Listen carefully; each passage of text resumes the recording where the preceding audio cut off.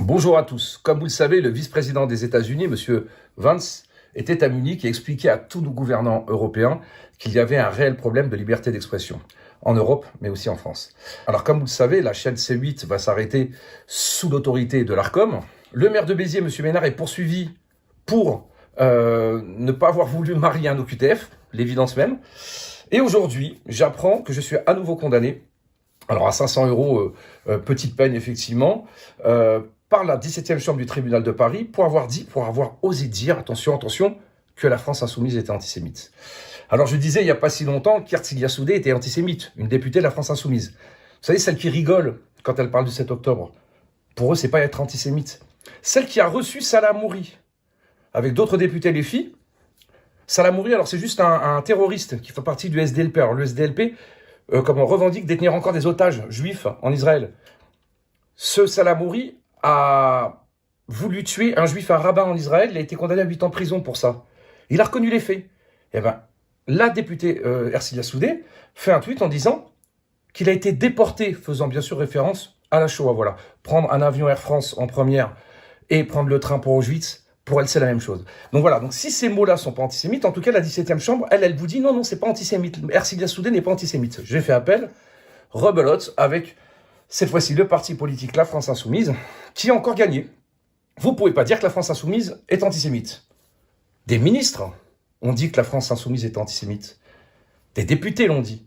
Des sénateurs l'ont dit. Des maires l'ont dit. Des chroniqueurs, des journalistes, des chanteurs, des acteurs vous disent que la France Insoumise est antisémite. Et on ne sait pas pourquoi, c'est Bruno Attal, c'est sur Bruno Attal qui s'acharne. Je prends ça comme un honneur. Enfin voilà. Donc bien sûr que je fais appel. Je remercie mon avocat Gilles-William Godladel qui sera donc là pour les procès en appel. Oui, car ma stratégie, je l'avoue, c'est de ne pas prendre d'avocat à la 17e chambre, parce que de toute façon ça sert à rien. Voilà. Donc comme quand vous êtes de droite, en général, la 17e chambre vous condamne.